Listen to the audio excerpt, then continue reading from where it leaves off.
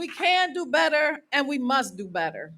I know when I was studying in ministry, one of the things when we got around to fear, and everybody has a different acronym, but the one that I remember, fear, FEAR, false expectations appearing real. When we talk about people who are fearful of letting folks out, amen, of letting folks out, it's a false expectation. We've had people who have been sitting behind bars being productive.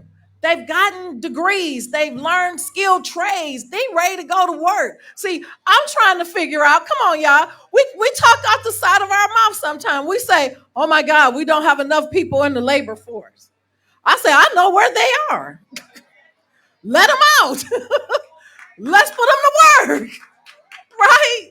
Amen. Amen. Now, I'm here to be the MC, not the preacher of the day. So I'm going to stop right there.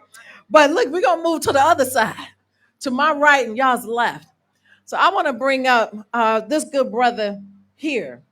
We want to bring up, because I called him earlier, and I'm going to call him right now, Jose. Come on up here, Jose. Jose, the State Appellate Defender's Office. Go ahead. Thank you, thank you. It's a pleasure to be here. My name is Jose Burgos. I am a reentry specialist at the State Appellate Defender's Office, but I'm also a former juvenile lifer who served 27 years. I went in at the age of 16, came home at the age of 43, and for the last 5 years, I've been working day in and day out to make sure those that come home have all of the services they need to stay home. When I went to prison, I'll tell you, man, at the age of 16, one of the biggest shocks of my life, on top of receiving the life sentence, was walking into prison and seeing a prison full of black and brown bodies, and there was nobody outside the prison in an uproar about this. You know what I'm saying? The injustice that has taken place in Michigan and throughout this country with mass incarceration is something that the only way we're going to stop this is the community. It's people like you, because it is your boys and girls that are ending up in those places serving life without parole sentences. There's a lot of good men and women in there, man. A lot of them that mentored me throughout the 27 years and made sure that I came home. I see a picture of one of my guys, Trigger. His family came from Bay City. That brother's been in prison, man, over 40 years. The brother Jamie Meade, who they mentioned, Jamie Meade is a very good friend of mine. He was one of the guys that when he saw me in there struggling, trying to survive a life without parole sentence, he's one of the ones that told me, hey, get in that law library, man, and fight for yourself, man. Get out of here, bro. You know what I'm saying? And so Jamie Meade has served over 25 years, and he was just present when the crime took place.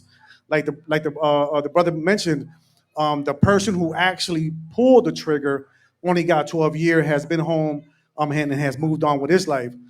So it is communities like this, man. Like, we have to get back behind legislation like this. We have to make sure that those coming home have vital records.